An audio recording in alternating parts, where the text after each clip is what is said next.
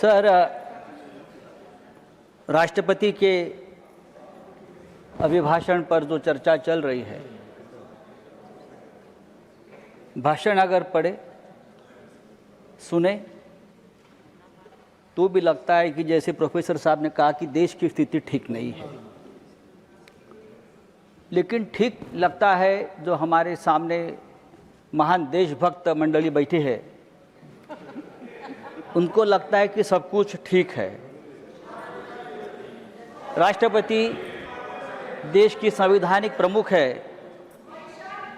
तो भाषण के हर पैरा में राष्ट्रपति जी कहते हैं कि मेरी सरकार, मेरी सरकार, मेरी सरकार। लेकिन जिनको ये मेरी सरकार कहते हैं, ये सरकार पाखंडी है। ये सरकार पाखंडी है, झूठी है और गैर जिम्मेदारी भी है। तो कहा ये ऐसी सरकार को राष्ट्रपति जी मेरी सरकार कहते हैं, तो संविधान के खिलाफ है। जो सरकार गैर संवैधानिक तरीके से बैठी है हर राज्य में, सर इस देश में मैं यहाँ से सुन रहा था डेमोक्रेसी की बात करते, कहाँ डेमोक्रेसी देश में बची है? न जुडिशरी है, न सोशल जस्टिस है। हाई कोर्ट और सुप्रीम कोर्ट सरकार की कठपुतलियां बन गई है। कहाँ न्याय मिलता है? चुनाव आयोग जो देश का है वो भारतीय जनता पार्टी की प्राइवेट लिमिटेड कंपनी बन गई है। कहाँ न्याय मिलेगा आपको? सोनम वांगचुक कहाँ है? सोनम वांगचुक कहाँ है? आप देशभक्त है ना, आप मुझे बताइए सोनम वांगचुक का क्या हुआ? उनकी हालत क्या है? क्या वो जिंदा भी है? मुझे मालूम नहीं। कहाँ है वो? देखिए उनका अपराध क्या है? उनका अपराध है कि हमारी जमीन चीन ने कब्जा कर ली है। ये बात उसने कह दी तो उसको देशद्रोही बताकर जेल में डाल दिया। क्या ये डेमोक्रेसी है? मुझे लगता है सर ये डेमोक्रेसी की व्याख्या, डेफिनेशन नहीं है। राष्ट्रपति के भाषण में वही घिसी पिटी घोषणाएं हैं। नई बात क्या है आप मुझे बताइए। इतने साल से हम देखो गरीबों को सबसे ज़्यादा रोजगार देने वाली मनरेगा, आपने नाम तो बदल दिया, लेकिन रोजगार की गारंटी भी आपने कम कर दी है। किसानों को रोजगार मिलता था वो गारंटी आपने कम कर दी। हमारे मराठवाड़ा, महाराष्ट्र में मराठवाड़ा में 2025 में 3000 किसानों ने आत्महत्या की है। 3000। सर देखो आप सुनने की आदत रखनी चाहिए। आप सत्ताधारी है, आपकी सरकार है, आपको हमारी बात सुनने की अगर आप आदत डालें तो डेमोक्रेसी और मजबूत हो जाएगी। सर मैं और एक बात आपके सामने रखता हूँ। ये सरकार पूरी तरह से भ्रष्टाचारियों से घिरी है। पूरे देश भर के भ्रष्टाचारी एक साथ लाकर अपने सरकार बनाते हैं, सरकार तोड़ते हैं, सांसद को विधायक खरीद लेते हैं। हम चुनकर लाएंगे, आप रेडीमेड खरीद लेंगे। पहले नेताओं को हम बनाते थे, अब नेताओं को हम खरीद लेते हैं। यह आपकी डेमोक्रेसी है। सर आज मुझे अजित पवार जी की याद आ रही है। फिर हमारे बड़े नेता थे महाराष्ट्र के, आपके साथी भी रहे हमें आज बहुत सालों से, 3 साल से। दुर्भाग्यपूर्ण तरीके से उनकी मौत हो गई।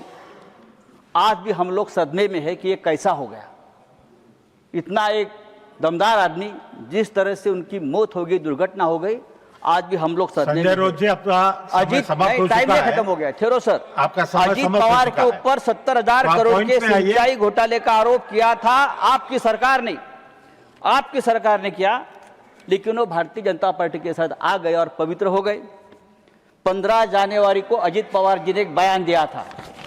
15 जनवरी को अजित पवार ने बयान दिया था और भारतीय जनता पार्टी को एक जवाब दिया था। आप सब्जेक्ट के बाहर बोल रहे हैं। क्या कहा था कि अगर आप सिंचाई घोटाले का आरोप करते हो, ये विषय नहीं है, सिंचाई घोटाले का आरोप करते हो तो सिंचाई घोटाले का पैसा हमने नहीं खाया है। भारतीय जनता पार्टी ने भी इस सिंचाई घोटाले में जमकर पैसा खाया है और भारतीय जनता पार्टी की फाइल मेरे पास है।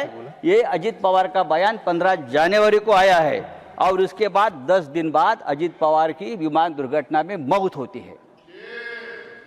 देखिए, मैं आरोप नहीं कर रहा हूं, लेकिन ये मौत रहस्यपूर्ण है। आपके ऊपर आरोप किया, फाइल कहाँ है? मेरी जानकारी है कि अजीत पवार वो फाइल हमेशा अपने साथ रखते थे। जब मुंबई से वो निकले बारामती में, तब भी वो फाइल उनके पास थी और आधे घंटे में अजीत पवार जी की दर्दनाक मौत हो गई। उसकी जांच होनी चाहिए और ये जांच इस तरह से होनी चाहिए, एक इंडिपेंडेंट जुडिशियल इंक्वायरी होनी चाहिए कि ये क्या है। धन्यवाद। ये सब्जेक्ट नहीं है। भ्रष्टाचार का आरोप मुझे तो जस्टिस लोया की याद आ गई। मुझे जस्टिस लोया की याद आ गई। जब अजीत पवार का एक्सीडेंट मैंने देखा तो मुझे जस्टिस लोया की याद आ गई। क्या इस प्रकार का कोई हादसा तो नहीं होगा? देखिए, सुनने की आदत रखो। ये डेमोक्रेसी है, आप सुनने की आदत रखो। सर, आपकी सरकार अगर डेमोक्रेटिक तरीके से धन्यवाद आई है। धन्यवाद सर, 1 मिनट दीजिए। नहीं, 1 मिनट भी नहीं है अभी। सर, हाउस एडजॉर्न करना है।